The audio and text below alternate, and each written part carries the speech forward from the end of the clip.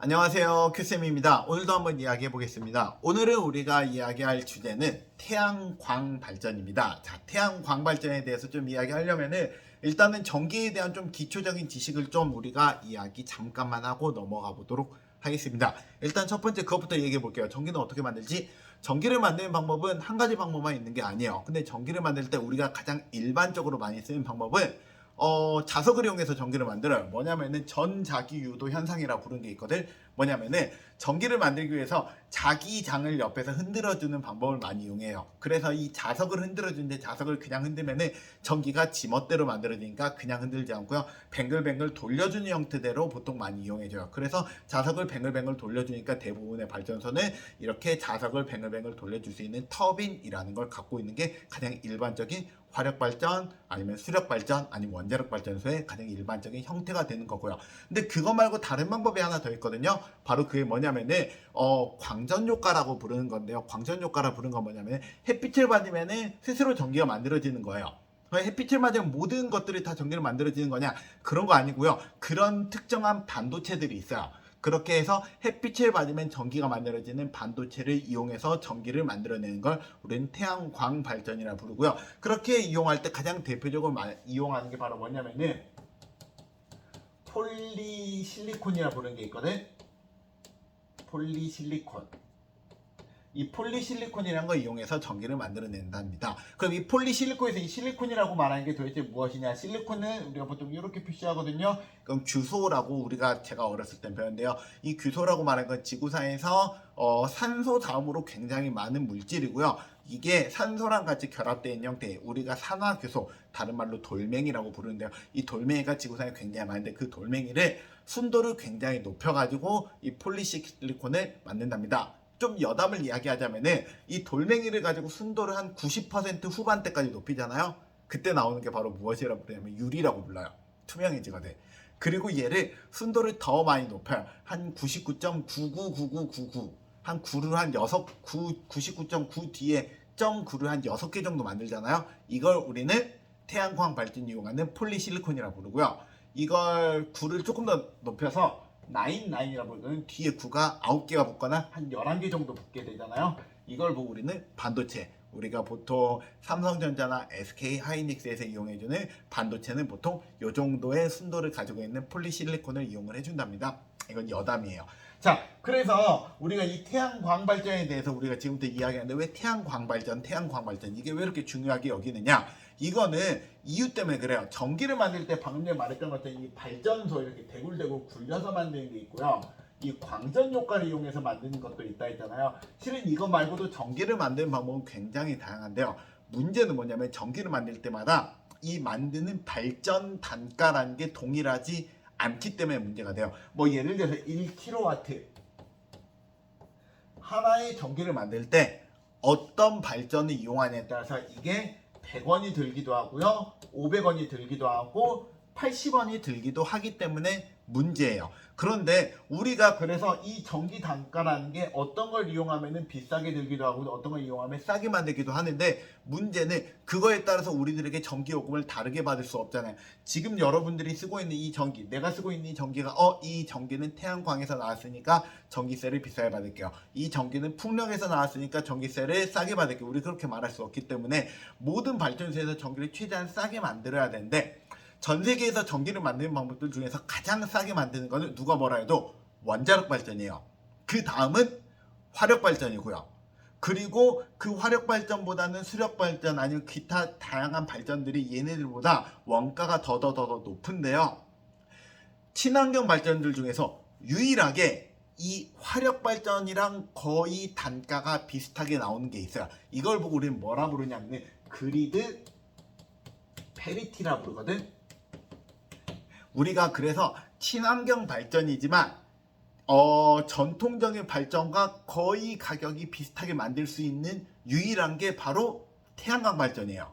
그래서 이 태양광 발전이라는 걸 왜 발전을 시켜야 되냐면은 이 태양광 발전이 유일하게 화력 발전이나 기타 등등 현재 다른 발전이랑 싸웠을 때 싸움에서 거의 이기지는 못하더라도 비슷한 정도 레벨 정도는 된다라는 거지. 이게 왜 중요하냐면은 한번 여러분 생각해봐요. 여러분들 태양광 발전 아니라 다른 발전, 여러분들 그 화력 발전 안 좋다, 화력 발전 막 뭐라 막 말 나오잖아요. 그러면 우리가 화력 발전 이용하지 않고요, 원자력 발전 이용하지 않고요, 그냥 친환경 발전으로 다 이용을 할 테니까 지금보다 전기세 10배 더 내요. 괜찮겠어요? 여러분 집에서 예를 들어서 전기세가 한 달에 5만 원이 나온다 치면은 전기세 다음 달에 50만 원 내라고 해요. 괜찮겠어요? 여러 사람들한테 문제겠지. 여러분 집에서만 이게 문제가 되는 게 아니에요. 산업 현장에서는요.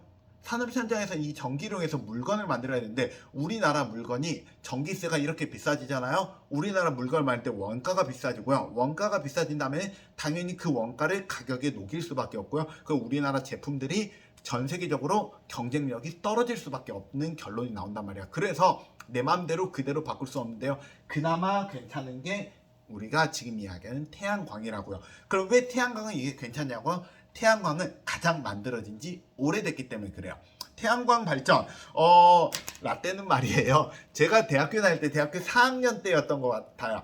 대학교 4학년 때 수행평가, 아니 그건 수행평가 아니지. 대학교 레포트 과제로 저는 태양광 발전 자동차 만들기가 있었어요. 제가 대학교 다녔던 거는 2000년대였으니까요. 그 2000년대에 그게 태양광 발전 자동차를 만들고 그거를 내가 알기로는 그 교수님이 이제 만들어낸 걸로 알고 있는데요. 그때 그게 나왔다라면은 지금보다 굉장히 한 20년 정도 전, 10년에서 20년 정도 전에 이미 태양광 발전이 일반인들도 쓸 만큼이 만들어졌다는 거잖아요. 그게 시간이 한 20년 정도가 시간이 지났단 말이야. 그러니까 이 태양광 발전이라는 게 생각보다 굉장히 많이 만들어진 지 오래된 만큼 두 가지가 발전이 됐어요. 첫 번째, 이걸 만들 때 발전 효율이라고 부르지. 만들려면 효율도 굉장히 높게 됐고요. 두 번째, 단가도 많이 떨어지게 됐어요.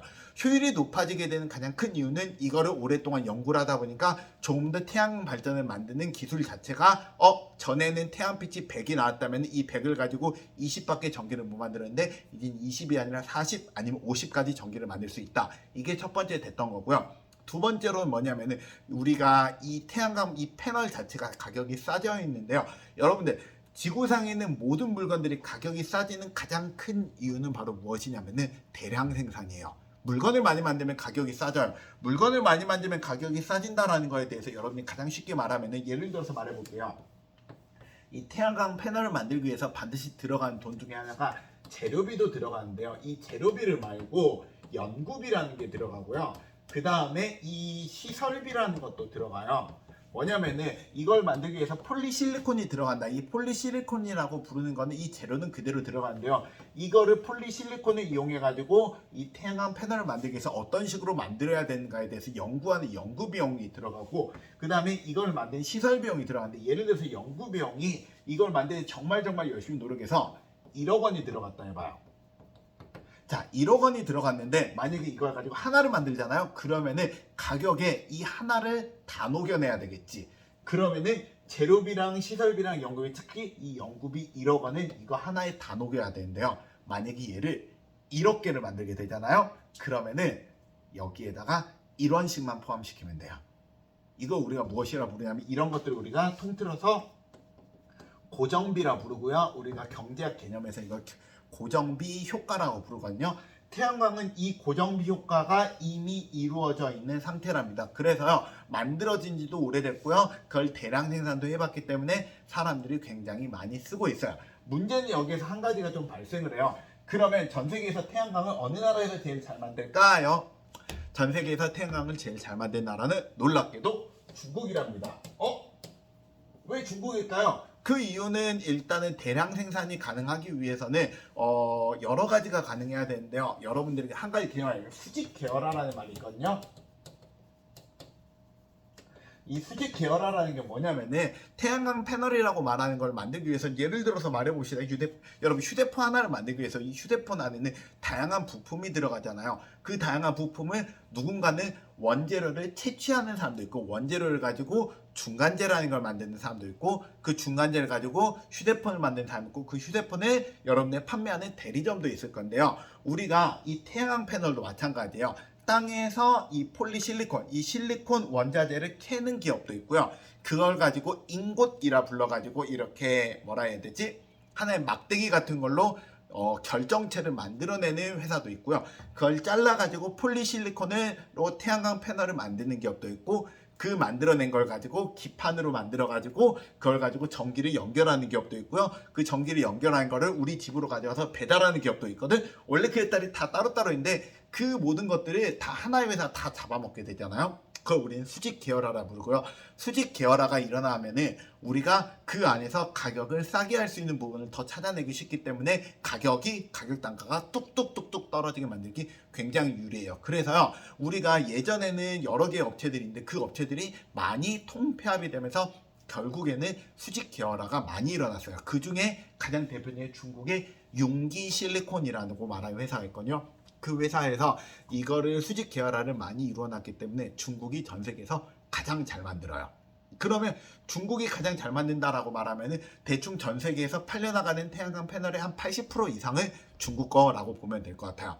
그러면 이거를 미국은 좋아할까요? 싫어할까요? 싫어요. 왜 싫어할까요? 미국에서는 그러면 미국에서 태양광 산업을 발전시키면 발전시킬수록 중국에게 의존을 해야 되는 상황이잖아요. 근데 지금 미국은 중국에 의존하고 있는 것들은 모두 다 떼어내고 싶어 한단 말이에요. 가장 대표적으로 반도체에 대해서 떼어내고 싶어 하고요. 그 중에 하나가 태양광에서도 떼어내고 싶어 한단 말이에요. 근데 이걸 떼어내기 위해서는 이 중국이 아니라 다른 나라가 이걸 잘 만들어야 되는데, 미국에서 자체적으로 잘 만들기에는 미국에서 예전에 실수 아닌 실수를 좀 해가지고요. 미국에서는 스스로는 아직 이걸 해낼 수 있는 능력이 되지 않아요. 실수 아닌 실수라는 게 뭐냐면은, 우리가 지금 정부가 바이든 정부잖아요. 바이든 정부 바로 전이 뭐였지? 바로 트럼프 정부였지. 이 트럼프 정부라고 말하는 거는 미국에 있는 보수당이 가장 대표적인 인물이었고요. 이 트럼프 정부가 가장 지지했었던 세력은 보수당이고요. 보수당이 지지했었던 거는 전통적인 발전과 미국의 전통적인 산업을 육성을 시키는 거였는데요. 그것들을 육성을 시키냐고 이 친환경 쪽을 조금 더 소홀히 여겼어요. 그래서 대표적으로 뭐 파리 기후협약도 가입을 안 하고 그런 일들이 많이 있었거든. 그러다 보니까 중국이 그 사이에서 막 발전할 동안 미국이 발전을 못 해가지고요. 이 중국이 굉장히 잘 나가기 시작했답니다. 자, 여기까지가 그냥 전 세계적인 상황인데요. 그 말은 반대로 말하잖아요. 여러분들이 앞으로 만약에 태양광 산업이 잘 나갈 것 같다. 그러면 여러분들은 어쩌면 영어보다는 중국어를 잘해야 될 확률이 높아요.